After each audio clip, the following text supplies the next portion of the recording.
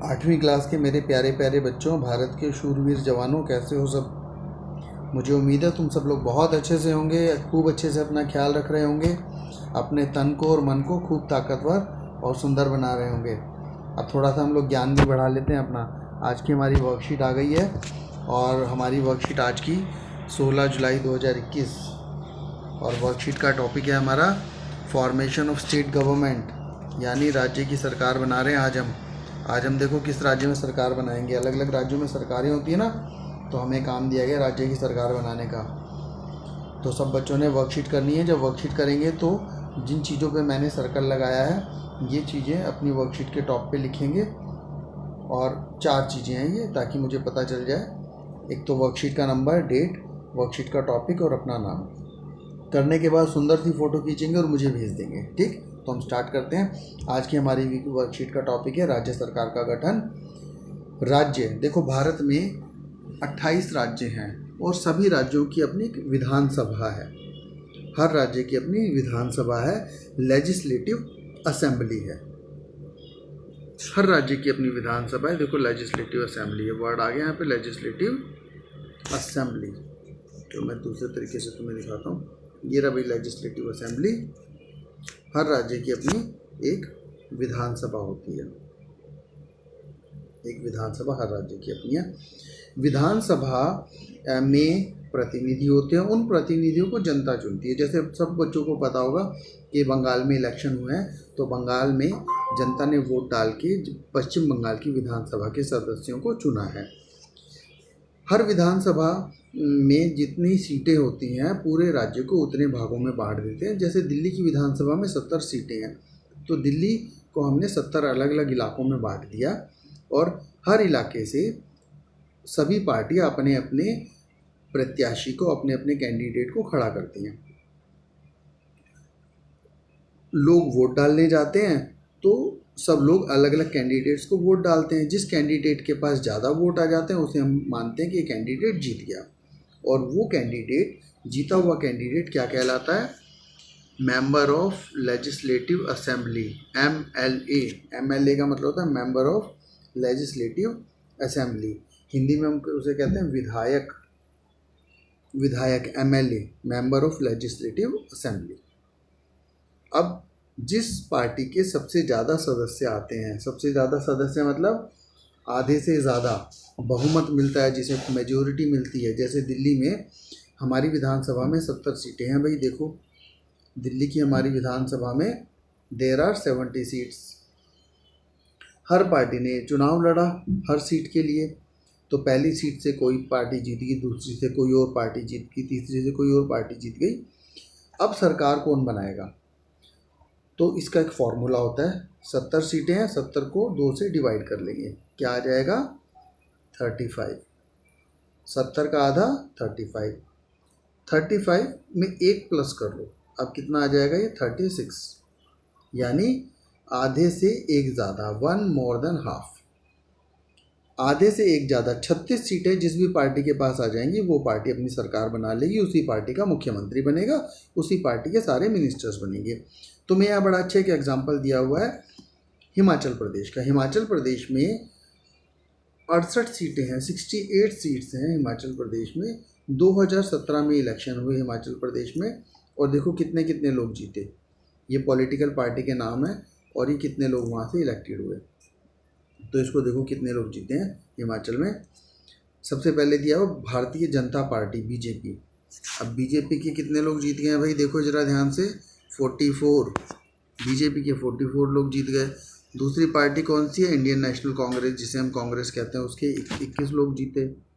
फिर मार्क्सवादी, communist party of India मार्क्सवादी, CPIM 1 सीट जीती। और इंडिपेंडेंट कैंडिडेट वो उन्हें कहते हैं जो किसी भी पार्टी से नहीं लड़ते, बिना पार्टी के चुनाव करते हैं। तो यहाँ पर 44, 21, 1 और 2, इसका टोटल आ गया हमारा 68 कैंडिडेट टोटल जीत गए, हर सीट पर चुनाव हुए और 68 लोग यहाँ पर जीत गए।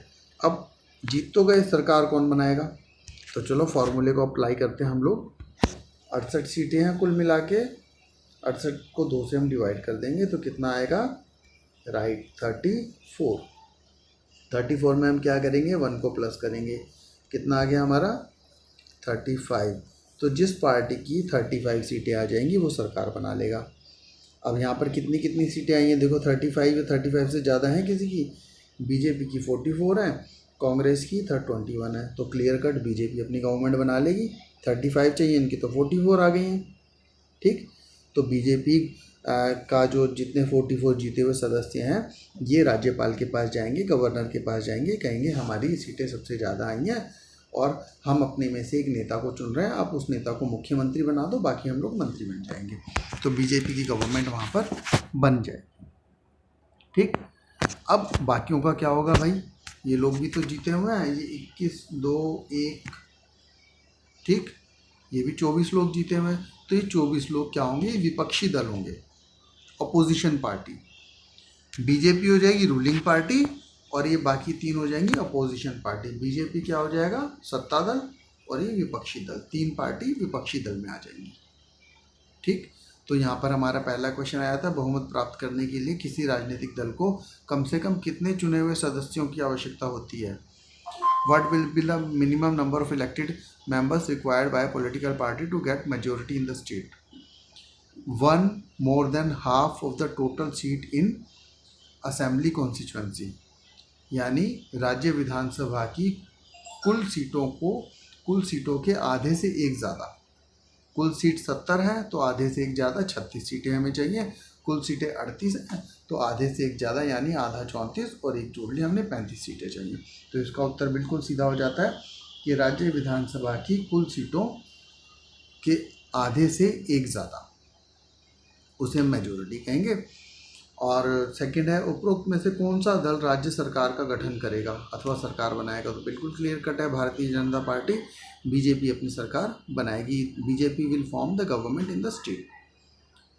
फिर आता है, उपरोक्त दलों में से कौन सा विरोधी दल कहलाएंगे। कौन से दल विरोधी दल होंगे, अपोजिशन पार्टी कौन होगी, बीजेपी को छोड़कर बाकी तीनों पार्टी और इंडिपेंडेंट सदस्य अपोजिशन पार्टी होगी। ठीक, अब चौथा क्वेश्चन भाई इंग्लिश में दिया हुआ है, हिंदी में नहीं है लेकिन दोनों को करना है। इंग्लिश में दिया, how many seats of MLA are there in Delhi legislative assembly. Delhi विधानसभा में एमएलए की कितनी सीटें हैं, बिल्कुल क्लियर कट। अभी हमने बात की थी जब हमने 35 का आंकड़ा लिया था तो दिल्ली विधानसभा में हमारी 70 सीटें हैं। तो दिल्ली विधानसभा में विधायकों की कितनी सीटें हैं, तो उसका उत्तर हो जाएगा 70 सीटें हैं विधायकों। ठीक, अब यहाँ पर हमें ना सेपरेशन ऑफ पावर दिया हुआ बहुत अच्छे से, इस चीज़ को हमने देखना है, समझना है, हमें आगे बहुत काम आएगा। देखो, राज्य सरकार होती है हर राज्य की अलग अलग, और उसके बाद केंद्र सरकार होती है यानी पूरे देश की एक। आजकल केंद्र में बीजेपी की सरकार है जिसे हम आम बोलचाल की भाषा में मोदी सरकार बोलते हैं, जो पूरे देश को देखती है।